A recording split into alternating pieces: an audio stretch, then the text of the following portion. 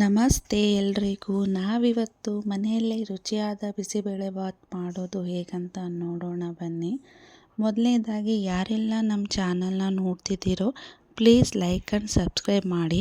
ಮೊದಲನೇದಾಗಿ ಬೇಕಾಗುವ ಮಸಾಲೆ ಸಾಮಗ್ರಿಗಳು: ಚಕ್ಕೆ, ಏಲಕ್ಕಿ, ಲವಂಗ, ಮೆಣಸು, ಜೀರಿಗೆ, ಜಾಪತ್ರೆ, ಮರಾಠಿ ಮೊಗ್ಗು, ಚಕ್ರ ಮೊಗ್ಗು, ಮೆಂತೆ, ಕಡಲೆಕಾಳು, ಉದ್ದಿನಬೇಳೆ, ಧನಿಯಾ, ಒಣಕೊಬ್ಬರಿ, ಎಳ್ಳು, ಬೆಲ್ಲ, ಹುಣಸೆಹಣ್ಣು, ಖಾರದ ಪುಡಿ, ಅರಿಶಿನ ಪುಡಿ, ಸೋಂಪು ಕಾಳು, ಅಕ್ಕಿ, ಬೇಳೆ, ಶೇಂಗಾ, ಟೊಮಾಟೊ, ಈರುಳ್ಳಿ, ಆಲೂಗಡ್ಡೆ, ಬೀನ್ಸ್, ಕ್ಯಾರೆಟ್, ಬಟಾಣಿ, ಕೊತ್ತಂಬರಿ ಸೊಪ್ಪು, ಕರಿಬೇವು.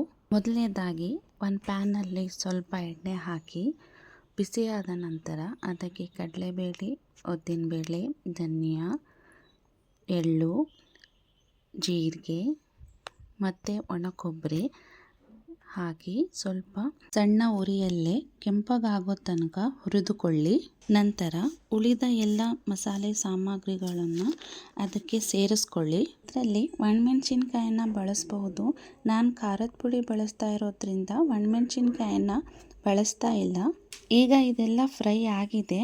ನಂತರ ಇದನ್ನು ತಣ್ಣಗಾದ ಮೇಲೆ ಒಂದು ಮಿಕ್ಸಿ ಜಾರಿಗೆ ಹಾಕಿ ಸ್ವಲ್ಪ ಹುಣಸೆ ಹಣ್ಣನ್ನು ಸೇರಿಸಿ ರುಬ್ಕೊಳ್ಳಿ. ಪೌಡರ್ನ ನಾವು ಸ್ಟೋರ್ ಮಾಡಿ ಕೂಡ ಇಟ್ಕೋಬಹುದು, ಆದರೆ ಹುಣಸೆ ಹಣ್ಣನ್ನು ಹಾಕಿ ರುಬ್ಕೋಬಾರ್ದು.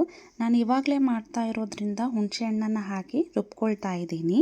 ಕುಕ್ಕರ್ನಲ್ಲಿ ಬೇಳೆ ಮತ್ತು ಇನ್ನೊಂದು ಕುಕ್ಕರ್ನಲ್ಲಿ ಅಕ್ಕಿಯನ್ನು ಹಾಕಿ ನಾನು ಎರಡು ಕಡೆ ಸಪ್ರೇಟಾಗಿ ಅಕ್ಕಿ ಮತ್ತು ಬೇಳೆಯನ್ನು ಬೇಯಿಸ್ಕೋತಿದ್ದೀನಿ.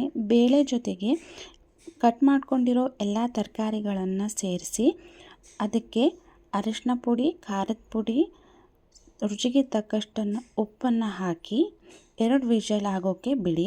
ನಂತರ ಅಕ್ಕಿಯನ್ನು 1 ವಿಷಲ್ ಮಾಡ್ಕೊಳ್ಳಿ. ನಂತರ ಒಗ್ಗರಣೆ ಮಾಡ್ಕೊಳ್ಳೋಕ್ಕೆ ಒಂದು ಕಡಾಯಿಗೆ ಸ್ವಲ್ಪ ಎಣ್ಣೆ ಹಾಕಿ ಬಿಸಿ ಆದಮೇಲೆ ಅದಕ್ಕೆ ಸಾಸಿವೆ, ಒಣಮೆಣಸಿನ್ಕಾಯಿ, ಶೇಂಗಾ ಹಾಕಿ ಲೋ ಫ್ಲೇಮ್ನಲ್ಲೇ ಕೆಂಪಗಾಗೋ ತನಕ ಸ್ವಲ್ಪ ಹುರ್ಕೊಳ್ಳಿ. ಅದಾದಮೇಲೆ ಮಿಕ್ಸಿ ಮಾಡ್ಕೊಂಡಿರೋ ಮಸಾಲೆ ಪದಾರ್ಥಗಳನ್ನೆಲ್ಲ ಒಗ್ಗರಣೆಗೆ ಹಾಕಿ ಮಿಕ್ಸ್ ಮಾಡಿಕೊಳ್ಳಿ. ಅದಕ್ಕೆ ಸ್ವಲ್ಪ ಬೆಲ್ಲ, ತುಪ್ಪ, ರುಚಿಗೆ ತಕ್ಕಷ್ಟು ಉಪ್ಪನ್ನು ಸೇರಿಸ್ಕೊಂಡು 1-2 ಕುದಿ ಬರೋವರೆಗೂ ಕುದಿಸ್ಕೋಬೇಕಾಗುತ್ತೆ. ಈಗ ಒಗ್ಗರಣೆ ರೆಡಿಯಾಗಿದೆ.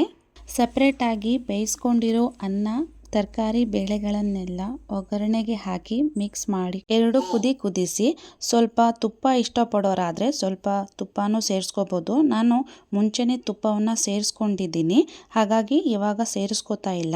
ಇವಾಗ ರುಚಿಯಾದ ಬಿಸಿಬೇಳೆಬಾತ್ ರೆಡಿ ಆಗಿದೆ. ಒಂದ್ಸತಿ ಟ್ರೈ ಮಾಡಿ ನೋಡಿ, ತುಂಬಾ ಚೆನ್ನಾಗಿರುತ್ತೆ.